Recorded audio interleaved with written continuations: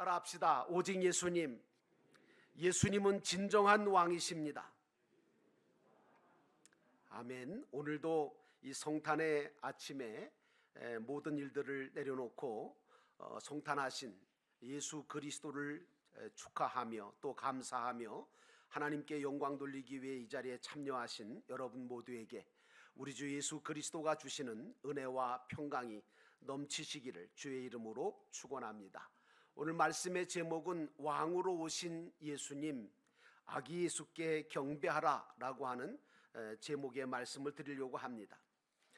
요즘 우리나라는 누가 대통령이 되느냐 하는 문제로 나라 전체가 술렁이고 있죠. 세상은 이처럼 누가 왕이 되느냐에 관심이 굉장히 많습니다. 그러나 사실 여러분도 아시지만 세상의 왕이나 대통령이 아무리 능력 있고 대단하다 하더라도 백성 모두를 만족시킬 수가 없습니다. 나라 전체를 완전하게 정말 복되게 다스리고 책임질 수는 없는 것입니다. 왜냐하면 인간이기 때문입니다. 우리는 이 성탄절에 예수님께서 세상에 진정한 왕으로 오셨다고 하는 사실을 깨닫는 시간을 가져야 합니다. 예수님은 메시아, 즉 왕의 신분으로 이 땅에 오신 분입니다. 왕으로 오신 예수님은 우리를 하나님의 백성답게 거룩하고 아름답게 살게 해주실 뿐만 아니라 사랑으로 다스려 주시고 우리에게 참된 행복과 영원한 소망을 허락하신 분이시기 때문입니다. 오늘 본문의 말씀으로 돌아가서 우리가 찾아보면 첫 번째로 동방박사들은 진정한 왕을 찾아서 아기 예수께 왔다는 것입니다. 1절에 보니까 헤롯 왕 때에 예수께서 유대 베들레헴에서 나심에 동방으로부터 박사들이 예루살렘에 이르러 말하되 라고 하는 말씀이 나옵니다.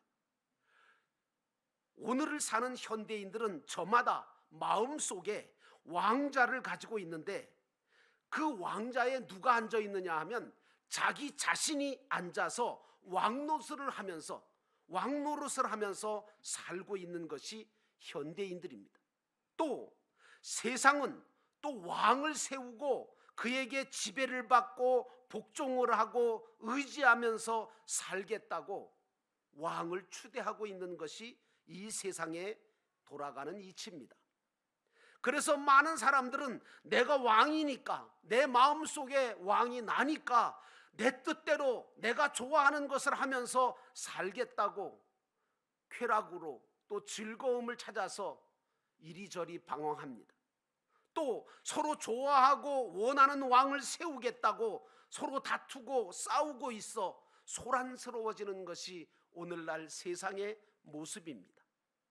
그러나 이런 왕들, 내 안에 내가 왕이 돼 있거나 아니면 내가 어떤 사람을 왕으로 세웠다 하더라도 궁극적으로 그 왕들이 우리 자신을 행복하게 해줄 수 있느냐, 지켜줄 수 있느냐, 보호해 줄 수 있느냐, 그런데 없습니다. 누구도 나를 보호해 줄 수 없고 누구도 나를 책임져 줄 수 없고 나 자신도 나를 행복하게 만들어 줄 수가 없습니다. 그래서 인간이 가진 가장 큰 불행은 무엇인가 하면 진정한 왕으로 오신 그 하나님이신 예수 그리스도를 왕으로 섬기지 못하고 다른 왕의 지배와 통치를 받겠다고 할 때 그 인간은 고통스럽고 불행한 인생을 살 수밖에 없게 되는 것입니다. 그러므로 사랑하는 성도 여러분, 예수 그리스도를 왕으로 모시는 신앙인 되시기를 주의 이름으로 축원합니다. 구약 성경에 보면 다니엘이라고 하는 선지자가 이런 말을 합니다. 멸망에 가증한 것이 거룩한 곳에 선 것을 보거든 너희는 산으로 도망을 쳐라. 여러분, 여러분의 거룩한 마음이 바로 하나님이 거하실 성전인데 그 왕이신 하나님이 거기에 거하지 아니하고 악한 것이나 아니면 왕이 될 수 없는 것들이 그 자리를 차지하고 있다면 여러분들은 그것을 버리고 예수 그리스도를 진정한 왕으로 모시고 사는 자가 되어야 합니다. 그러므로 우리는 이 성탄절에 동방에서부터 박사들이 진정한 왕이시고 메시아가 되신 아기 예수를 찾아온 이유를 알아야 합니다. 그리고 여러분도 동방 박사들처럼 아기 예수님을 여러분의 마음과 인생의 왕으로 모시고 살게 되심으로 인생의 참된 행복과 평안을 맛보시는 그런 역사가 일어나기를 주의 이름으로 축원합니다. 사랑하는 성도 여러분, 그러므로 예수 그리스도를 왕으로 모신 자가 행복한 자입니다. 동방 박사들은 페르시아에 살면서 사실은요, 왕처럼 왕대접을 받으면서 살고 있던 사람들입니다. 그리고 또 동방 박사들은 페르시아의 여러 왕들의 지배를 받으면서 살아봤던 사람들입니다. 그런데 여러분, 저들 마음속에는 만족함이 없었던 거예요. 세상의 그 누구도 자기 자신조차도 참 평안과 행복을 가질 수도 없고 줄 수도 없고 받을 수도 없었던 거예요. 그래서 동방 박사들은 하늘의 징조를 나타내는 별들을 연구하면서 언젠가는 하늘로부터 진정으로 자신을 사랑하고 다스려 주실 그런 참된 왕을 보내주실 것이라는 소망을 가지고 별을 연구하고 바라보고 또 연구하고 바라보다가 어느 날 이상한 별 하나가 떴는데 이게 별이 보통 별이 아니라 그 별을 보는 순간 분명히 어딘가에 저 별이 비추고 있는 그곳에 자신들이 찾던 진정한 메시아, 진정한 왕이 탄생했다는 것을 그들은 확신을 가지고 믿음을 가지고 그들은 그동안 가지고 있던 모든 것들을 정리하고 내려놓고서 마지막으로 자신의 인생에서 마지막으로 별을 쫓아 그 먼 길을 달려와서 유대 베들레헴에 도착했던 것입니다. 박사들은 오직 세상을 구원하고 자신들을 인도하실 왕을 만나기 위해서 그 늙고 정말 힘든 몸을 이끌고 유대 땅까지 찾아왔기에 헤롯 왕을 만났을 때에 그들은 헤롯 왕에게 당신이 왕입니까? 물어보지 아니하고 뭐라고 물어봤냐면 유대인의 왕으로 나니가 어디 계시느냐? 우리가 그에게 경배하러 왔노라 이렇게 질문했던 겁니다. 그런데 이 질문에 대해서 유대 땅을 다스리고 있던 헤롯 왕과 그의 밑에 있던 서기관들과 제사장들은 너무 놀란 거죠. 왜냐하면 내가 왕인데 누가 왕이란 말인가? 우리가 이 땅을 다스리는 실세인데 또 다른 왕이 태어났다니 그게 무슨 말이냐 하면서 큰 소동이 일어났다고 성경은 말하고 있습니다. 이처럼 세상은 예수님을 왕으로 인정하지 않으려고 하고 모시려고 하지 않습니다.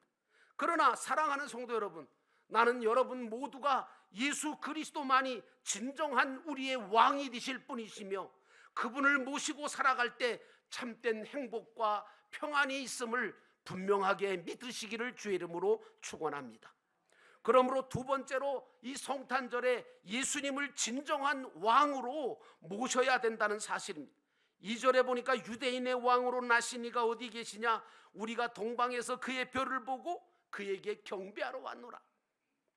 동방 박사들은 비록 아기 예수님이었지만 아주 금방 탄생한 아기 예수님이었지만 그분을 진정한 왕으로 인정하고 모셨기에 그분에게 보배합을 열어 황금과 유향과 모략을 예물로 드립니다. 하지만 헤롯 왕과 제사장과 서기관들은 아기 예수를 왕으로 인정하지 않고 받아들일 수가 없기에 오히려 아기 예수를 찾아서 죽이려고 모함을 하기 시작을 합니다. 오늘 우리 마음속에 나만 최고라고 생각하거나 내가 가진 것들이 가장 크고 귀하고 대단하다고 하는 착각 속에 빠져 사는 사람, 이 사람들은 불행한 사람들입니다. 세상은 지금이나 예수님이 오신 헤롯 왕 때나 별로 다를 바 없이 지금도 돌고 흘러가고 있습니다. 서로 내가 옳다, 네가 잘못했다고 말하기를 좋아하고 비방하기를 좋아하고 비판하기를 좋아하며 자신들은 그렇게 살지도 못하면서 남들에게 그렇게 살라고 종용하는 이 시대를 보면서 자신만이 왕이 될 수 있다고 하는 착각에 빠져 사는 사람들이 한두 사람이 아니라서 자기 마음대로 안 되면, 자기 뜻대로 안 되면 분을 참지 못해서 다른 사람들을 욕하기도 하고 심지어는 다른 사람들을 죽이기도 합니다. 사랑하는 성도 여러분, 이러한 상황 속에 진정한 왕은 누구신지를 알고 진정한 왕을 그리스도 예수로 여러분 모시기를 주의 이름으로 축원합니다.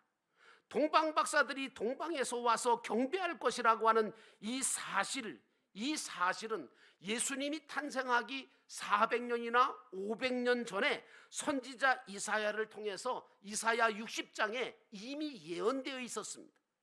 그 말씀을 보면 이스라엘에게서 메시아의 별이 빛을 바라니까 스바 사람들이 빛을 보고 예루살렘에 올 것이라고 말하고 있고, 그들이 와서 소중한 황금과 유향과 온갖 진귀한 보물을 들여서 하나님을 예배하고 찬양할 것이라고 예언하고 있습니다. 동방 박사들은 단지 전설 속의 인물이 아닙니다. 실제 인물이고 세상 모든 사람들을 상징하는 인물이기도 합니다. 그러므로 여러분 모두도 그들처럼 동방박사처럼 아기 예수를 메시아요 왕으로 받아들이고 그분께 경배하며 그분을 찬양할 때 여러분 마음속에 진정한 왕이신 예수 그리스도가 자리 잡게 될 줄로 믿습니다. 오늘 동방박사들의 이야기는 우리에게 감추어졌던 구원의 비밀스러운 이야기를 드러내주고 있습니다. 다시 말해서 유대인들조차도 헤롯 왕과 서기관과 제사장들조차도 미처 알지 못하고 보지 못했던 선지자들의 예언의 성취와 하나님께서 세상을 구원하시기 위해서 아기의 모습으로, 인간의 모습으로 오신 하나님의 구원의 사건과 그 하나님의 놀라운 일들을 기록하고 있다는 것입니다. 그래서 에베소서 3장 9절 말씀에 보니까 영원부터 만물을 창조하신 하나님 속에 감추었던 비밀의 경륜이 어떠한 것을 드러내게 하셨다라고 말씀하고 있습니다. 그러므로 사랑하는 성도 여러분, 이 성탄절의 진정한 왕이신 예수 그리스도를 진정한 여러분의 왕으로 모시기를 주의 이름으로 축원합니다. 마지막 세 번째로 이 예수님은 평화의 왕으로 오셨다는 것입니다. 3절에 보니까 헤롯 왕과 온 예루살렘이 듣고 소동했다고 그랬습니다. 예수님은 이 땅 위에 평화의 왕으로 오신 분이신데 이들은 그것을 알지 못해서 불안해하고 그리고 소동을 냈습니다. 그래서 예수 탄생이 하늘에는 영광이고 땅에서는 평화라고 천사들이 노래했음에도 불구하고 이들은 소동하고 말았습니다. 그런데 헤롯 왕은 마치 예수님이 자신의 왕위를 찬탈하려고 빼앗으려고 오신 분으로 착각을 한 거죠. 여러분, 예수님은 저와 여러분에게 무엇을 뺏으러 오신 분이 아니라 여러분들과 저에게 무언가 하늘의 소망을 주시고 믿음을 주시고 그리고 하나님의 사랑을 부어주시려고 오신 분이신 줄로 믿습니다. 예수님은 절망적인 세상에 생명과 소망의 빛으로 오신 분이 아닙니까? 인류를 구원할 메시아로 보내주시겠다고 하는 하나님의 약속이 때가 참으로 말미암아 예수 그리스도가 인간의 모습으로 이 땅 위에 오신 것입니다. 그래서 진정 예수님을 온전하게 영접한 사람들은 예수님을 모시고 그 마음에 분열이 있는 곳에 평화의 꽃을 피우면서 살아갈 수 있게 되어지는 것입니다. 그러므로 사랑하는 성도 여러분, 이 성탄절을 맞이한 여러분들의 마음속에 평화의 왕이신 예수님께서 자리 잡게 되므로 여러분들도 평화를 나누어 주는 자가 되기를 주의 이름으로 축원합니다. 사실 하나님을 떠나 죄 가운데 살아온 인류의 역사를 돌아보면 다툼뿐이었고 갈등뿐이었고 전쟁으로 얼룩진 역사였지 진정한 평화가 있었던 때는 그리 많지 않았습니다. 이스라엘만 봐도 하나님이 아닌 인간이 왕이 되고 그런 인간을 왕으로 섬기겠다고 해서 왕을 뽑았지만 왕들 때문에 나라가 갈라지고 백성들이 불안해지고 두려움과 전쟁과 여러 가지 사건들이 많아서 많은 사람들이 불행을 겪게 되었습니다. 예수님은 이런 세상 속에 참된 평화를 가져다 주시려고 평화의 왕으로 오신 분입니다. 이제 우리 모두가 평화의 왕으로 예수님을 모심으로 교회와 가정과 마음 속에 진정한 하늘의 평화가 임하도록 해야 될 줄로 믿습니다. 오늘 예수님이 평화의 왕으로 오신 것은 가장 먼저 나에게 평화를 맛보게 하시고, 그 평화를 맛보게 하신 나를 통하여 어둡고 평화가 없는 이 세상과 많은 사람들의 마음 속에 평화를 전하게 하시려고 이 땅에 오셨음을 깨달으시기를 주의 이름으로 축원합니다. 그러므로 저와 여러분은 이 성탄절에 평화의 왕으로 오신 이가 아기 예수께 경배와 찬양을 드릴 뿐만 아니라 이제 그 예수 그리스도 평화의 왕을 우리 속의 왕으로 모시고 살면서 예수님께서 이 세상에 계시는 동안 모든 사람들에게 평화를 전하며 사랑을 실천함으로 많은 사람에게 믿음을 주고 사랑을 주시며 영원한 하늘의 소망을 주신 것처럼 우리도 작은 빛이 되어 작은 예수가 되어 살아감으로 인하여 내가 있는 곳을 밝히 비추고 평화가 깃들 수 있도록 믿음과 소망과 사랑이 넘치도록 만들어 가시는 하나님 나라 평화의 일꾼들이 다 되시기를 주의 이름으로 축원합니다.